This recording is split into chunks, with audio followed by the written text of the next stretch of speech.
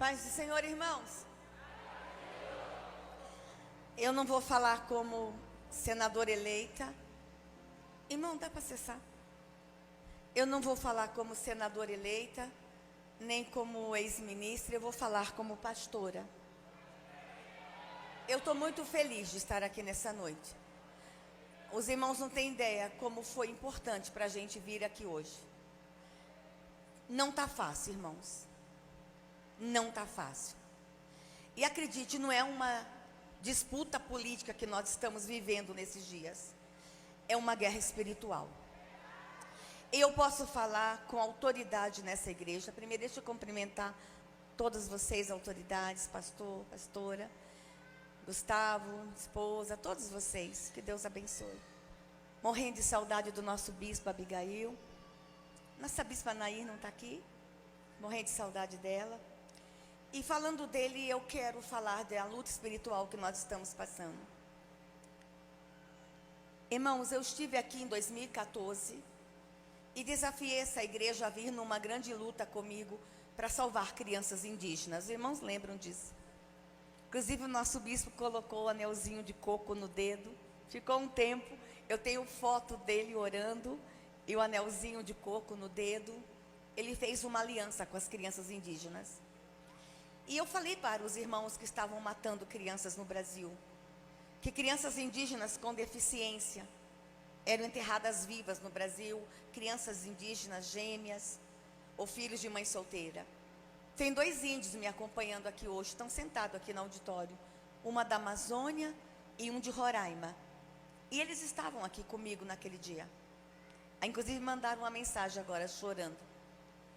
E nós escrevemos uma lei, irmãos, em 2007, para salvar essas crianças. Essa lei dorme no Senado Federal desde 2007. Os nossos senadores cristãos, quando tentam aprovar a lei, a resposta que eles têm é que não tem clima político para aprovar uma lei para salvar a vida de crianças indígenas. Eu vou lá ajudar os irmãos ali, a criar o clima político agora.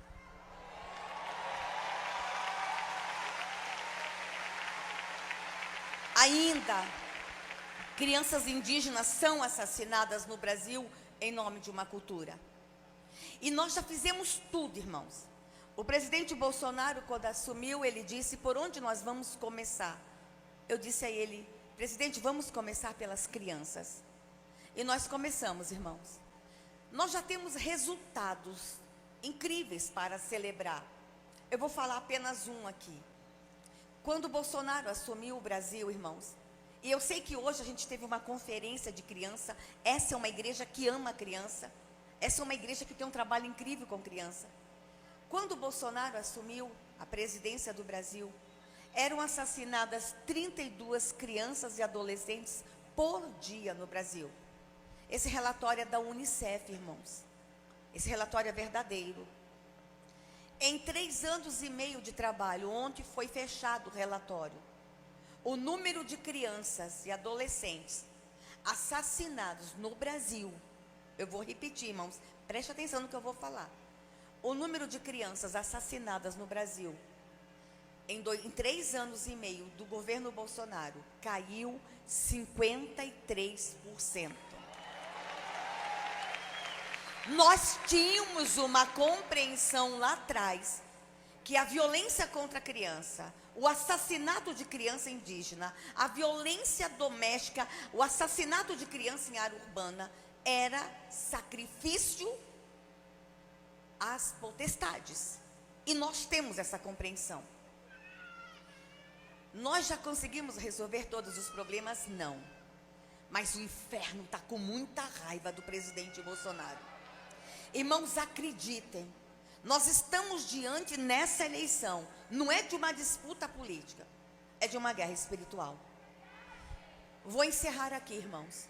Quando assumi o ministério, eu sempre soube da violência contra a criança, os irmãos conhecem a minha história, mas quando eu abri as gavetas do ministério, eu me apavorei.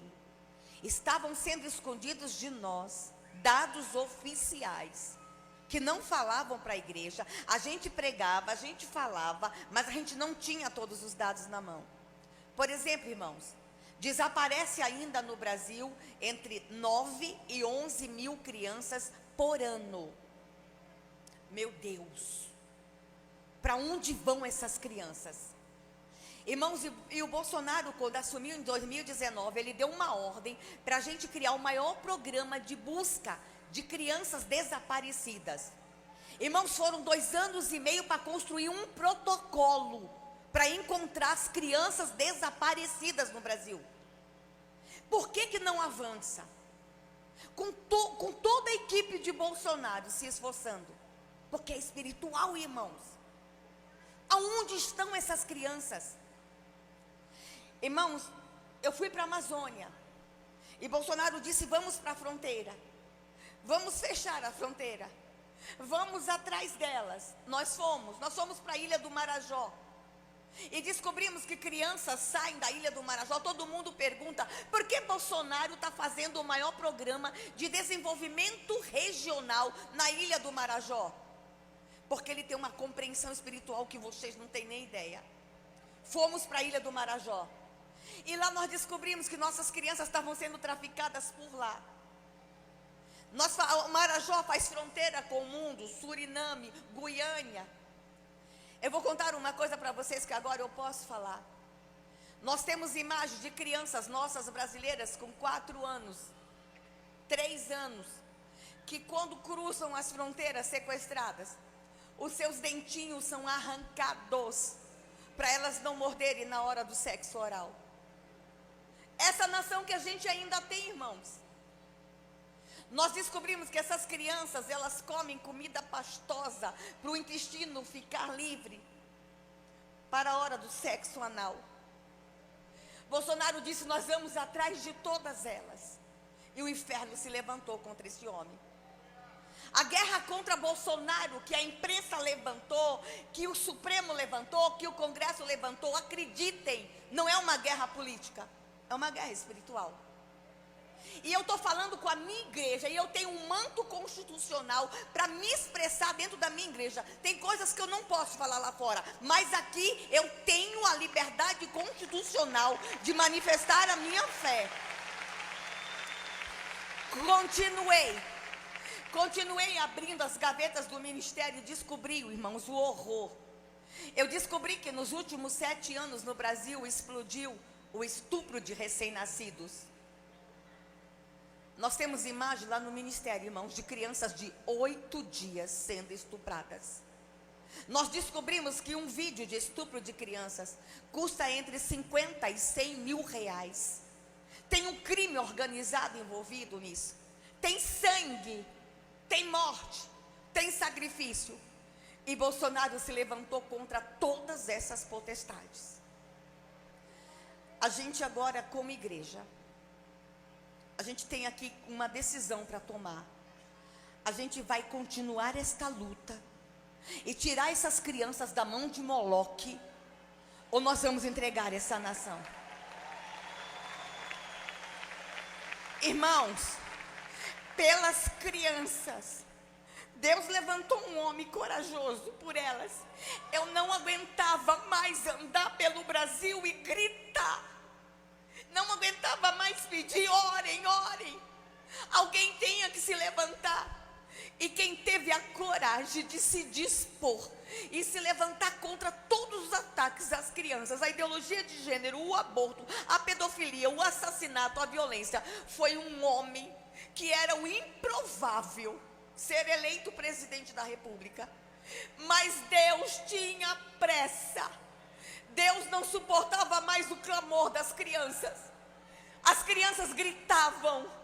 Havia choro e gemido nas florestas. Havia grito nas cidades. Deus se levantou no trono e ouviu o grito das crianças no Brasil. Isso aqui não é discurso político. Isso aqui é fala de uma pastora que há 40 anos se arrasta pelo Brasil para pedir à igreja para salvar crianças. Bolsonaro teve a coragem. Irmãos, dia 22 de outubro, ou a gente sentencia todas as crianças no Brasil à morte, e a morte espiritual também, porque a ideologia de gênero é morte. A ideologia de gênero é sacrifício de criança, confundir criança, é assassinar crianças. Ou a gente se levanta, irmãos, como igreja. Ah, mas eu sou crente, religião não combina com política. Pastores, a guerra é outra. Não é política, é espiritual. E Deus me traz na Igreja Fama nessa noite. Celina disse que foi profético para ela. Não foi, amiga. É profético para mim, porque eu sei que essa igreja é apaixonada por criança. Irmãos, pelas crianças.